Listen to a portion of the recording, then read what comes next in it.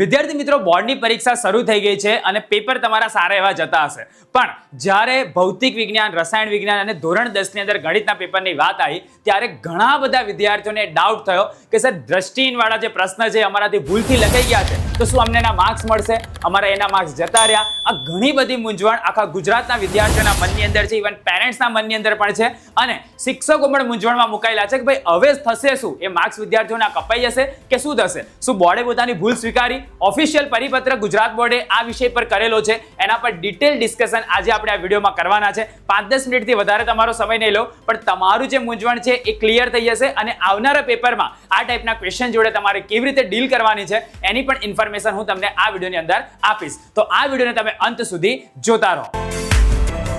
21,000 લાઈકનો target રાખીએ છીએ અને મને ભરોસો છે કે તમે આરામથી 21,000 લાઈકનો ટાર્ગેટ પૂરો કરી દેશો, કેમ કે તમારી જે ડાઉટ હતો, તમારું જે ક્લિયરન્સ હતું એનો ઓફિશિયલ પરિપત્ર ગુજરાત બોર્ડનો હું તમને બતાવવા માટે જઈ રહ્યો છું. અલગ અલગ જગ્યાએથી રજૂઆતો કેવી રીતે થઈ છે અને તમને એના માર્ક્સ કેવી રીતે મળી શકે છે એની પણ ઇન્ફોર્મેશન આજે હું તમને આપવાનો છું. આગળ કેવી રીતે તમારે ડીલિંગ કરવાનું એ પણ હું તમને જણાવું છું. તો ભાઈ જેને લાઈક ના કર્યો કરી દો, અને જો ચેનલ પર નવા આવ્યા હોય તમે ગુજરાતમાં બોર્ડના વિદ્યાર્થીઓ માટેની હાઈએસ્ટ સબસ્ક્રાઇબર ધરાવતી ચેનલ પર આવેલા છો. નીચે તમને સબસ્ક્રાઇબરનો આંકડો બી દેખાતો હશે. 15,50,000 જેટલા વિદ્યાર્થીઓ જોડાઈ ગયા છે. તો તમે શેની રાહ જુઓ છો? નીચેનું બટન દબાઈ અને અમારી સાથે જોડાઈ જાઓ. અને આપણી ચેનલ પર જે તૈયારીઓ ચાલે છે ને વાવાઝોડાની, એવી આખા ગુજરાતમાં કશે નહીં ચાલતી. સાચી વાત કે નહીં? કોમેન્ટમાં કહેજો મને. ચલો આગળ જો.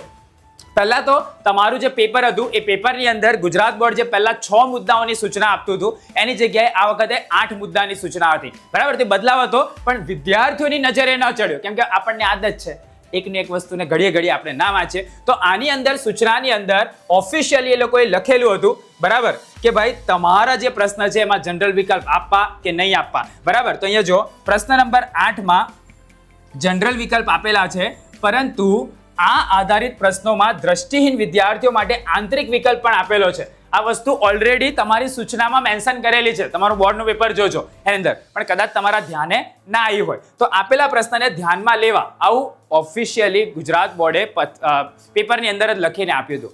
પણ છતાં પણ ઘણા બધા વિદ્યાર્થીઓને કન્ફ્યુઝન થયું કે ભાઈ દ્રષ્ટિહીન વાળો માટે પ્રશ્ન ઉપરનો છે કે નીચેનો. દાખલા તરીકે અહીંયા ગણિતની વાત કરીએ, ભાઈ સાબિત કરો કે પ્રમેય છે અને એના અથવામાં 3 ખરા ખોટા આપેલા છે. તો વિદ્યાર્થીઓ ઘણા બધા ભાઈ ખરા ખોટા સહેલા લાગ્યા તો એ લખી દીધા.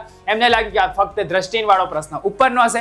એ લોકોએ સ્પેસિફિકલી કોઈ જગ્યાએ મેન્શન નથી કર્યું. અહીંયા બી દેખો, આ બીજો પ્રશ્ન છે, એમાં બી ફક્ત દ્રષ્ટિહીન માટે. તો ભાઈ આ નીચે મોટા ભાગે આપણે સૂચના ક્યાં મારીએ? પ્રશ્ન ખતમ થયા પછી તો ત્યાં મારે. પણ બોર્ડનું કેવું એવું છે કે ભાઈ દ્રષ્ટિહીન વાળાનો પ્રશ્ન છે ને નીચે વાળો પ્રશ્ન હતો, મતલબ આની અંદર બી આ નીચે વાળો પ્રશ્ન હતો. તેનું ક્લેરિફિકેશન એ લોકોએ કોઈ જગ્યાએ આપ્યું જ નથી.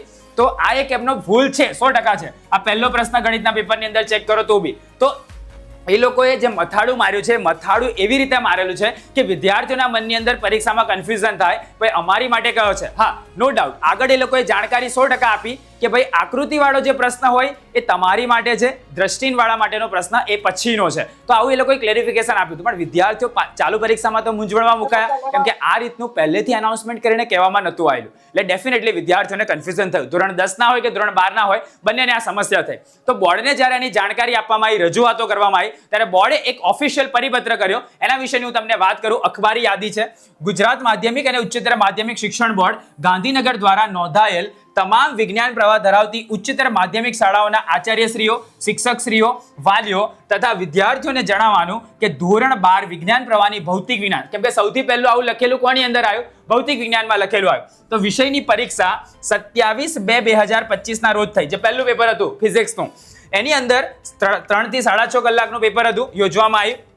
સદર પરીક્ષાનું પ્રશ્નપત્ર બોર્ડ દ્વારા 3/10/2024 ના રોજ પત્ર ક્રમાંક અને જે સંશોધન એ લોકોએ કર્યું હતું એમાં પ્રસિદ્ધ કરેલ પરિરૂપ અને નમૂનાના પ્રશ્નપત્રના આધારે તૈયાર કરવામાં આવેલું હતું. તે લોકોએ કીધું કે અમે તો બ્લુપ્રિન્ટ પ્રમાણે જે માળખું અમે જાહેર કર્યું તે પ્રમાણે જ પેપર બનાવેલું હતું.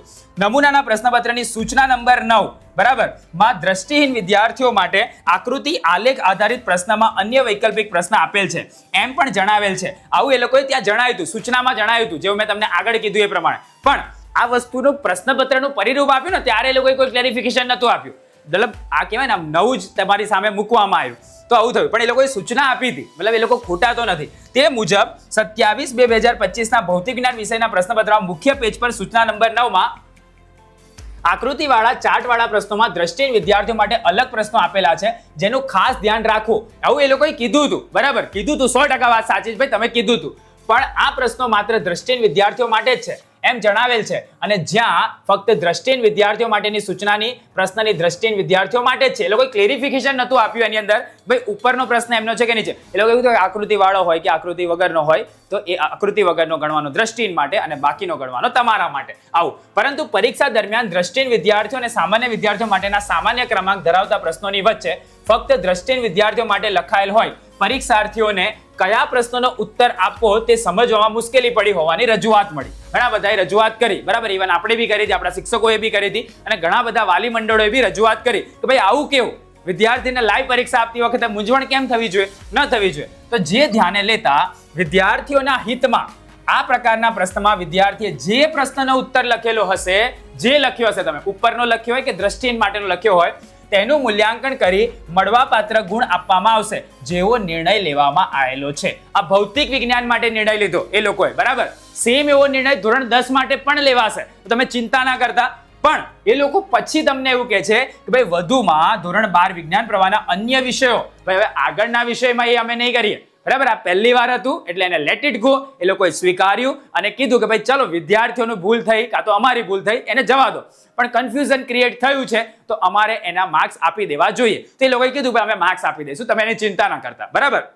પણ આગળના વિષયોમાં, દાખલા કે ધોરણ 10 છે તો ગણિતમાં ભૂલ થઈ, એ ભૂલ તમારી કદાચ માફ કરશે, બરાબર. પણ આગળના વિષય વિજ્ઞાન છે, સમાજ છે, આની અંદર તો તમારે ધ્યાન રાખવાનું છે. હવે ભાઈ પ્રશ્નપત્રમાં પણ સામાન્ય વિદ્યાર્થી માટેના ચિત્ર કે આકૃતિ આધારિત પ્રશ્નમાં વિકલ્પ સ્વરૂપે દ્રષ્ટિહીન વિદ્યાર્થીઓ માટે સમાન પ્રશ્ન ક્રમાંક ધરાવતા વૈકલ્પિક પ્રશ્નો આપવામાં આવેલ છે, જેની સંબંધિત પરીક્ષાર્થીઓએ, વાલીઓએ અને શિક્ષકશ્રીઓએ નોંધ લેવાની છે, બરાબર. તો હવે તમારે ધ્યાન રાખવાનું છે, જે થયું એ ગયું, રાત ગઈ બાદ ગઈ, તમે એની ચિંતા ના કરતા, તમને એના માર્ક્સ મળશે ગણિતના પેપરની અંદર, કાં તો પછી તમારું ભૌતિક વિજ્ઞાનનું પેપર હશે, પણ એ પછીના પેપરમાં, મતલબ કે રસાયણ વિજ્ઞાનમાં, જીવ વિજ્ઞાનમાં, કાં તો પછી આગળ ગણિતની અંદર, કાં તો વિજ્ઞાનની અંદર, કાં તો સામાજિક વિજ્ઞાનની અંદર, આ બધા જે વિષયો બાકી છે, બરાબર, તો એની અંદર આ ટાઈપની સૂચના હશે, તમારે સ્ટ્રોંગલી અમલીકરણ કરવું પડશે. ઉપરનો જે પ્રશ્ન હશે જેની અંદર આકૃતિ હોય, આકૃતિ દોરવામાં આવેલી હોય કાં તો દોરવી પડતી હોય, એ બધા જે પ્રશ્ન છે એ જનરલ વિદ્યાર્થીઓ માટે છે, જે તમને જેને દેખાય છે એ લોકો માટે, ને બાકીનો એના પછીનો જે પ્રશ્ન છે એ દ્રષ્ટિહીન વિદ્યાર્થીઓ માટે. સૂચના બદલાય તો નહીં, પેપરો છપાઈ ગયા છે એટલા માટે. તો હવે ધ્યાન રાખવું પડશે. DS પટેલે આ પરિપત્ર કરેલો છે, ઓફિશિયલ પરિપત્ર છે ગુજરાત બોર્ડનો, મેં તમારી સમક્ષ મૂક્યો છે, એટલે ચિંતા ના કરતા. ગમ્યું હોય તો ભાઈ સેલ્યુટનો સિમ્બોલ ચેટ બોક્સમાં આવવા દેજો અને નીચે કોમેન્ટમાં લખજો. શું લખવાનું? કે વાવાઝોડું હિટ છે બોસ, દિવાળી પૂરા દિલ મેં છે ભાઈ, નીચે લખી દો. તમારી માટે કામ કરીએ છીએ ભાઈ. ચલો, જે લોકોને આગળ ડિસ્ટન્સ લર્નિંગ પ્રોગ્રામમાં અમારી જોડે જોડાવવું હોય કાં તો ઓફલાઈનની અંદર ડિવાઇનમાં એડમિશન લેવું હોય, નીચે ઇન્ક્વાયરી ફોર્મ છે, ફોર્મ ભરી દેજો. અમદાવાદ, વડોદરા, સુરત, રાજકોટમાં સ્કૂલિંગ પ્લસ કોચિંગ પ્રોગ્રામ સાથે અમે આવી રહ્યા છે, અને ત્યાં તમને મજા આવશે યાર ભણવાની. સેન્ટરો રેડી છે ઓફલાઈનની અંદર ભણવા માટે, બરાબર. 11-12 science, Gujarati medium, English medium બધા માટે છે. તો નીચે ફોર્મ આપેલું છે, ફોર્મ ફિલઅપ કરી દેજો, પછી આપણે પર્સનલી વાત બી કરી શકીશું. ઓકે, ચલો. તો આ એક ઓફિશિયલ જાણકારી હતી. ગુજરાત બોર્ડે પોતાની ભૂલ તો સ્વીકારી, એમની ભૂલ નથી છતાં બી એમને સ્વીકારી અને કીધું કે ભાઈ ચલો વિદ્યાર્થીઓના હિતમાં જ અમારે નિર્ણય લેવો છે, તો કીધું કે ગમે તે પ્રશ્ન લખ્યો હશે તમને માર્ક્સ મળશે. પણ એક ભૂલ એક વાર એ લોકોએ માફ કરી છે. હવેના પેપરની અંદર તમારે ધ્યાન રાખવું પડશે અને તમે એક્ચ્યુઅલમાં જે પ્રશ્ન તમારી માટે છે એ જ લખવાનો છે, નહીં કે દ્રષ્ટિહીન માટેના વિદ્યાર્થીઓ માટે. તો હું આશા રાખું છું કે તમારી મૂંઝવણ ક્લિયર થઈ ગઈ હશે. ધોરણ 10ના ગણિત માટેની તમારી જે બધી ડાઉટ હતું એ તમે ભૂલી જાઓ, તમારા માર્ક્સ એને તમને મળી જશે. પણ હવે પછીના પેપરમાં તમારે ધ્યાન રાખવાનું છે. સેમ એ જ રીતે ભૌતિક વિજ્ઞાનની અંદર તમારી જે ભૂલ થઈ હશે એ તમને લેટ ઇટ ગો, જવા દો, એમાં તમને માર્ક્સ મળશે. પણ એ પછીના પેપરની અંદર તમારે ધ્યાન રાખવું પડશે. ગુજરાત બોર્ડે ક્લેરિફિકેશન આપ્યું છે, મૂંઝવણ દૂર કરી દીધી, ગુજરાત બોર્ડે પરિપત્ર કરી દીધો. તો આ ઇન્ફોર્મેશન મારે તમને બ્રેકિંગ ન્યૂઝના ફોર્મમાં આપી હતી, એટલે તમને આપી દીધી. આશા રાખું છું કે તમને ગમ્યું હશે. 21,000 લાઈકનો આપણો ટાર્ગેટ છે. લાઈક ના કરી તો કરી દેજો, જેથી કરીને મેક્સિમમ વિદ્યાર્થીઓ સુધી આ ઇન્ફોર્મેશન પહોંચે. શેર કરો ભાઈ, તમે વાલી હોય તો બી શેર કરો, તમે શિક્ષક હોય તો બી શેર કરો, તમારા ગ્રુપમાં શેર કરો, વિદ્યાર્થીઓની મૂંઝવણ દૂર થાય. વિદ્યાર્થી ઘરે એકલો મૂંઝાતો હતો, આ મૂંઝવણને દૂર કરવાનું બેડું દિવાલીપુરા યુથે ઉઠાયું અને તમારી માટે ઓફિશિયલ ઇન્ફોર્મેશન મેં તમારી સમક્ષ રજૂ કરી છે. કોઈ ચિંતા ના કરતા, આગળની પરીક્ષાની મસ્ત તૈયારી કરો યાર, તમારું રિઝલ્ટ સારું આવશે. આપણે ધજિયા ઉડાવવાની છે, સાચી વાત ને? નેક્સ્ટ વિડીયોની અંદર, વાવાઝોડાના સેશન્સની અંદર, IMP વિડીયોઝની અંદર આપણે ફરીથી મળીશું. ત્યાં સુધી